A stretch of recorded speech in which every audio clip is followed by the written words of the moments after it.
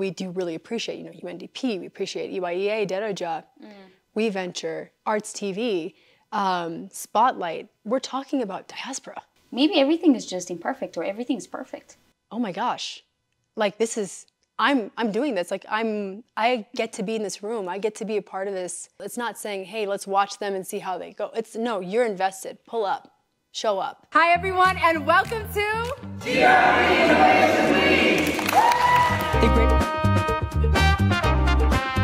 Greetings everyone, how are you guys doing? I hope you guys are having a very good time. This is my Africa show and I am Tsagabele and we're back with an amazing guest for you guys.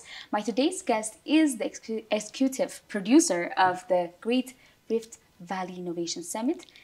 Afomya, thank you so much for coming. It's an honor to be here. Thank you for having me. Yes, so I'm so excited to have this conversation, not only about the summit, but also about your personal journey as you're a part of the diaspora community. So let's start with you and introduce yourself. Let us know you. My name is Afomya Hailemeskel. I'm a first-generation Ethiopian American, which means I was born in the United States and I was raised there. So here I have a question. So you came back after a very long time. So what was the expectation that you had and what was the reality that you faced when you came here? Expectation, I think I had a bit of FOMO. I feel like I missed out on that 2019 excitement that all the diasporas were having coming right before the pandemic. There was a lot of excitement, a lot of energy, a lot of momentum that was happening that time. And I kept seeing people go home and seeing how excited they were.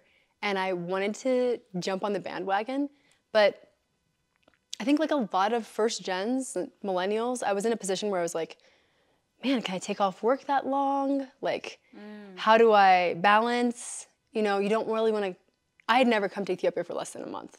Okay. So the thought of making a trek like that felt like I kept thinking of excuses as to like why I couldn't do it. And what I really came down to it was that I felt like I hadn't done enough to come back yet, to support Ethiopia, to prove that I care. And I think you either want to amount to something or find a project that will bring you here that you can like just devote yourself to. So I think what was happening was I was waiting for the right reason to come. Even though I think visiting and wanting to see family is enough of a reason, there was something in me that was like, it's not time yet. And then this project came out of nowhere. I was not expecting it. I wasn't expecting to, it was not on like my bingo card for 2024 to be in Addis for 6 months. Yes. Definitely didn't think I'd be executive producing a innovation summit that was gonna fund startups with like creative solutions to problems that Ethiopians are facing here. And like, I never thought I'd be able to use my brand storytelling or my marketing or my social media background to like amplify messaging in Ethiopia. Like, I had to pinch myself this morning. Like I literally slept 2 hours because the summit's this week, right? Yeah. And I was like, how lucky am I that this gets to be me? I know Louie talks a lot about her story about how she cried when she was received the news about being an advisor. Mine wasn't as immediate. Mine was like a kind of a prolonged journey. Gradual. Yeah, it was gradual. And it was this prolonged journey of like, oh my gosh, like this is, I'm doing this. Like I get to be in this room. I get to be a part of this really humbling experience. And to be in this space last week when we were recording the finalists, yes, like the pride that I felt, the joy, the alignment, because I'm gonna be real with you, it's been a journey. Yes, I can't even imagine. If you're willing to adjust or change the way you perceive things, maybe everything is just imperfect or everything's perfect. I hope you're taking notes, because that right there was great. That. Yeah, take that one for sure. Yeah. Yes. No, and I think that was one of my biggest lessons in this journey was, so I think a fear of making a mistake will block you from making the bold choices you need in order to be creative and solve for the unexpected.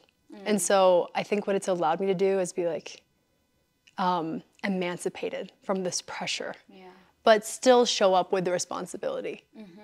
So it's like being accountable, but also not being a perfectionist. Yeah, that's the right balance. Be easy on yourself. Be easy, but also hold yourself to set. Yeah, be easy and be hard. Balance it. Balance it. Yes, exactly. So now when we talk about this summit, it is something that I believe, I mean, I'm so happy about it. Congratulations, you and your team.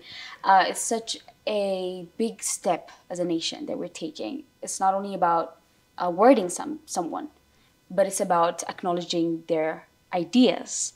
So how do you think this summit will impact when it comes to the youth and helping the youth know what they want and actually bring it to the reality? I am so glad you asked this question. I know, you're so ready. I was like, oh, this is right in the direction I want to go, because Okay.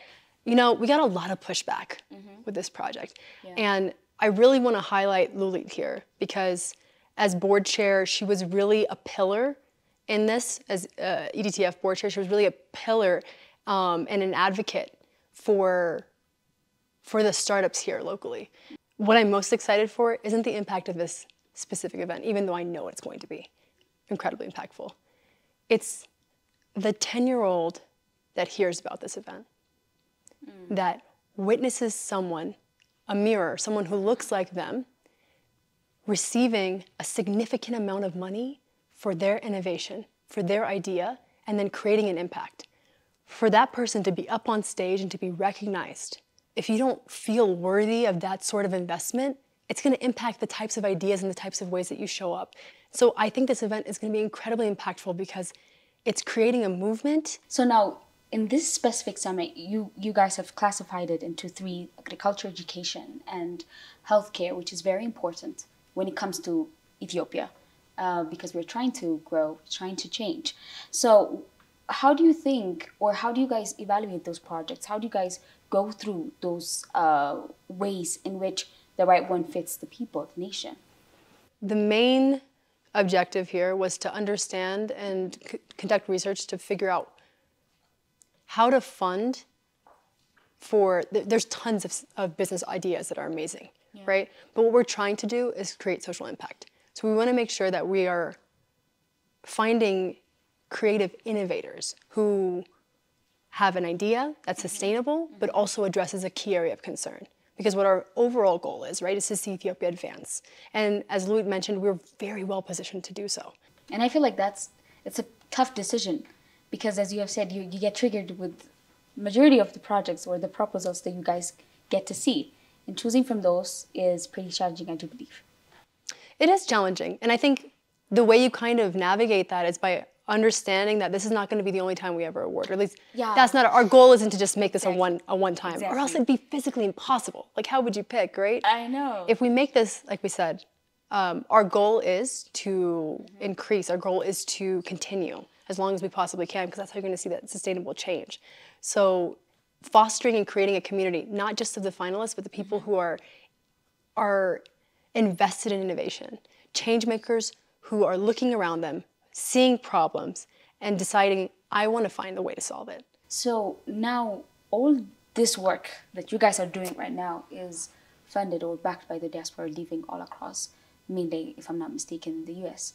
So people, prior from this, people used to give, not only Ethiopians that were living all across the globe, but also Ethiopians that live here, that are based here. So now you guys have started this project. You guys have been doing this for a very long time. So what do you think, especially as a diaspora, what do you think the role that the diaspora has when it comes to helping its people understand, in creating that connection, feeling home? What do you think the diaspora can play when it comes to such kind of role?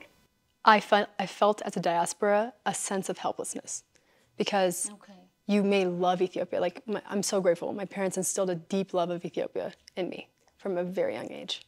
I'm not that great at Amharic, but I do my best, you know.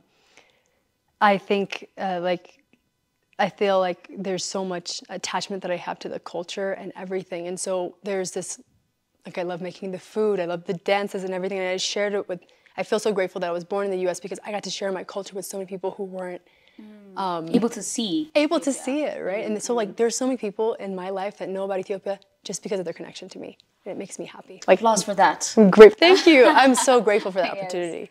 I'm a content creator. I do that as well on the side. And I worked with many local business owners here in Ethiopia.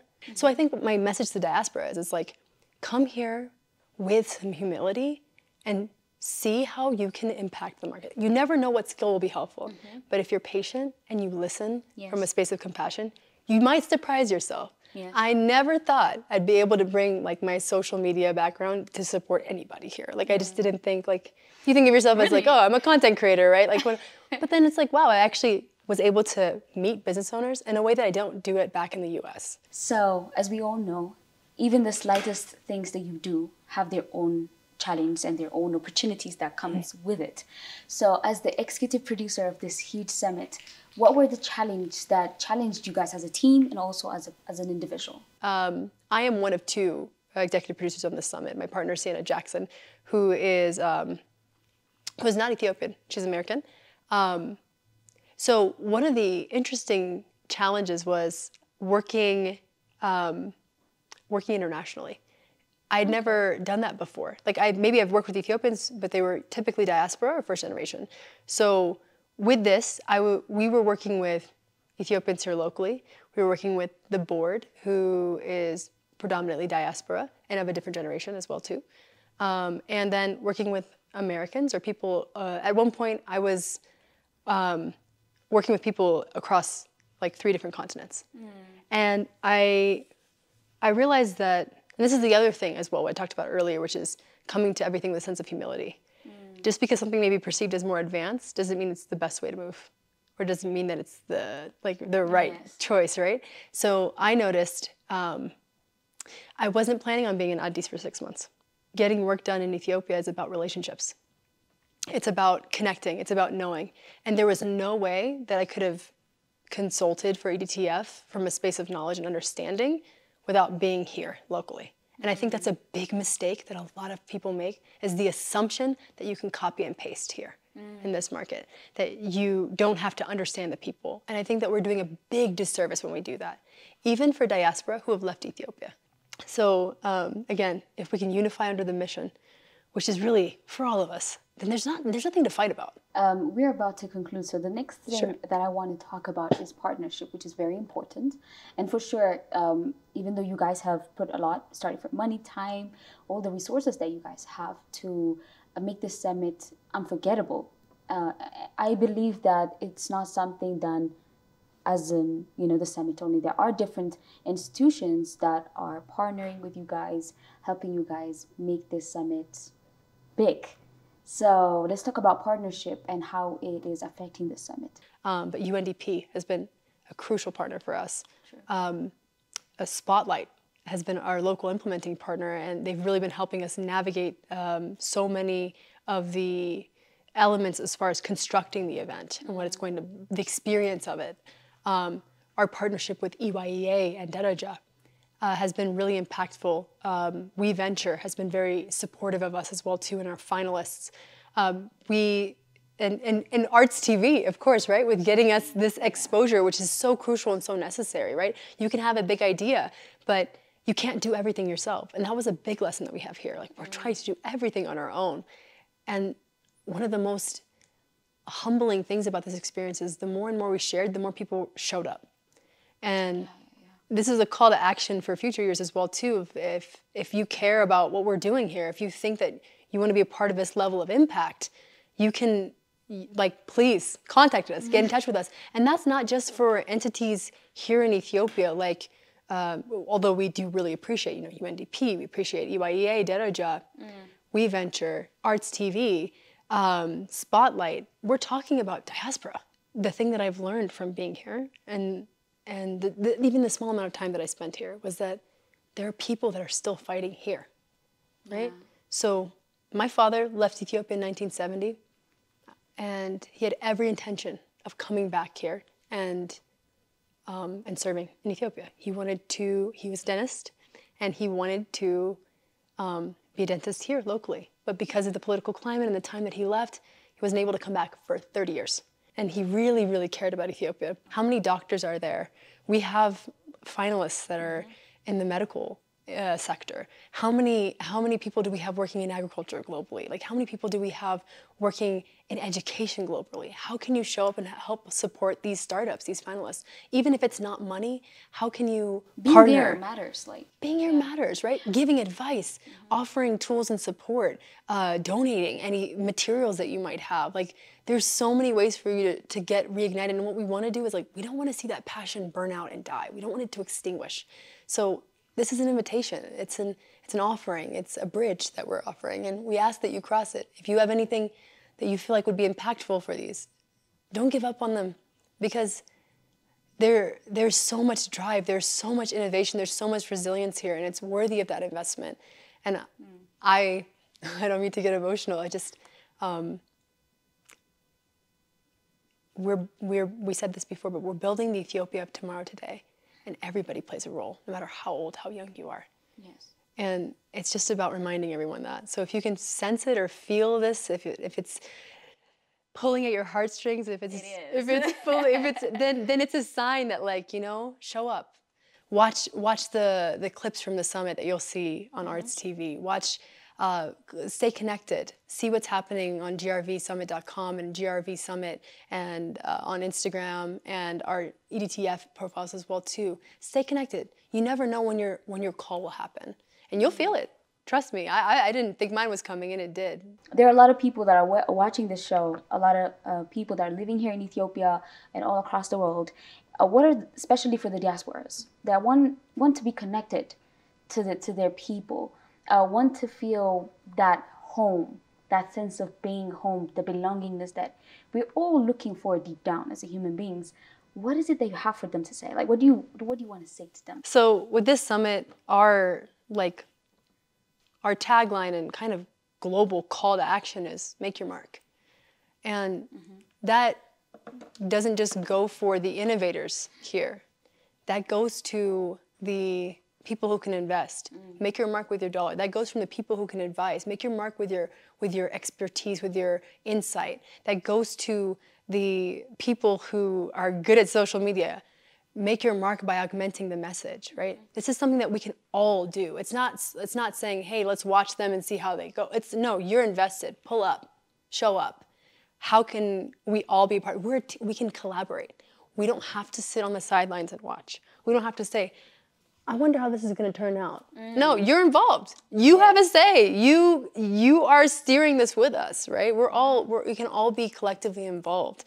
Like, oh, I hope Ethiopia, I hope the best for Ethiopia can become, I am participating in the best for Ethiopia, right? It's not about coming here and extracting from Ethiopia. It's about coming in and inserting ourselves in a system that we can actually support and not prey on. Is there anything else that you would love to say? Any things that you would love to mention? I mean, you've mentioned it, but is there anything? Let me just ask. I want to say thank you to you, actually. Thank you so much. Because I should say thank you. No, I want to say thank you to you, because it's questions like these, it's interests like this that's allowing us to really tell you what we've been in this, like, in these rooms, on these Zoom calls, in multiple continents, talking about this project for months, like taking it from a seed all the way to this plant that it's flourished into. So we've been having these conversations in silos, but like moments like this, where I get to share it in a space like this, people who are willing to hear, who are asking invested questions, like, that's invaluable. So thank you to you. Okay, thank you again.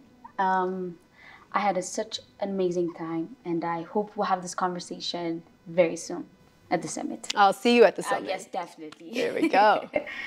Thank you everyone for watching. As we are closing our episode, what I would love to say is, let's make space for the new version of ourselves, not only as an individual, but also as a nation, and be able to change and shift our perspective, and let's see things the way they are and stay focused. I think that's what I would love to say. Thank you so much for watching again. I'll see you next week, but till then, goodbye.